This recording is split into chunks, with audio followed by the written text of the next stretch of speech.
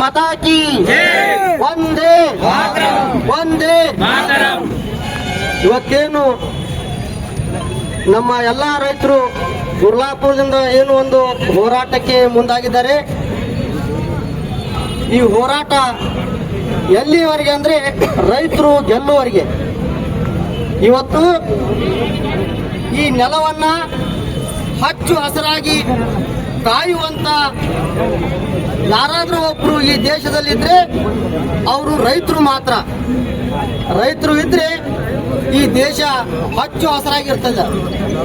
ಇವತ್ತು ಅಂತ ಹಚ್ಚು ಹಸಿರು ನಾಡುವನ್ನ ಅಂತ ದೇಶವನ್ನ ಕಾಯ್ತಕ್ಕಂಥ ರೈತರಿಗೆ ಆ ಭೂಮಿಗೆ ಇವತ್ತು ವಿಪತ್ತು ಬಂದಿದೆ ಅಂದ್ರೆ ಇದಕ್ಕೆ ಕಾರಣ ನಮ್ಮನ್ನು ಆಳತಕ್ಕಂಥ ಫ್ಯಾಕ್ಟರಿ ಮಾಲೀಕರು ಮತ್ತು ಸರ್ಕಾರ. ಸೊ ಸ್ನೇಹಿತರೆ, ಇವತ್ತು ಈ ರೈತ ಪರ ಸಂಘಟನೆಗಳು ರೈತರು ಈ ಭೂಮಿಯನ್ನ ಏನು ಹಚ್ಚು ಹಸಿರಾಗ್ತಾ ಇದ್ದಾರೆ, ಇಂಥ ಒಬ್ಬ ರೈತರಿಗೆ ಈ ಭೂಮಿಗೆ ಅನ್ಯಾಯ ಆಗುತ್ತಿದೆ ಅಂದ್ರೆ ಅಂತ ಸಂದರ್ಭದಲ್ಲಿ ನಾವು ದಲಿತ ಮುಖಂಡರು ಕೂಡ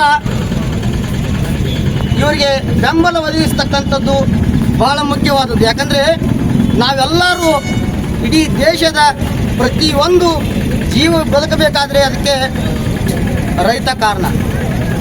ಅಂತ ರೈತರಿಗೆ ಇವತ್ತು ಹಚ್ಚು ಹಸಿರು ಕಾಯುವಂತ ಭೂಮಿಗೆ ಆಪತ್ತು ಬಂದಿದೆ ಅಂದ್ರೆ ಅದಕ್ಕೆ ರಕ್ಷಣೆಗಾಗಿ ಡಾಕ್ಟರ್ ಬಾಬಾ ಸಾಹೇಬರು ಕೊಟ್ಟಂತ ನೀಲಿ ಆಕಾಶವನ್ನು ತೋರಿಸಿದಂತ ಅವರು ನಮಗೆ ಈ ನೀಲಿ ಶಾಲನ್ನು ಕೊಟ್ಟಿದ್ದಾರೆ. ನಾವು ಕೂಡ ಇವರಿಗೆ ಹಸಿರು ಸೇನೆ, ಹಸಿರು ಶಾಲು, ಹಸಿರು ಭೂಮಿಗೆ ನಾವು ಕೂಡ ಬೆಂಬಲ ಸೂಚಿಸ್ತೇವೆ. ನಮ್ಮೆಲ್ಲರ ಜೊತೆಗೆ ನ್ಯಾಯವಾದಿಗಳು ಕೂಡ ಈ ಒಂದು ಹಸಿರು ಭೂಮಿಯನ್ನ ಕಾಯ್ತಕ್ಕಂಥ ರೈತರಿಗೆ ಇವತ್ತು ಬೆಂಬಲ ಸೂಚಿಸಲಿಕ್ಕೆ ಬಂದಿದ್ದಾರೆ ಅಂದ್ರೆ ಇದು ನಮ್ಮ ಹೆಮ್ಮೆಯ ವಿಷಯ.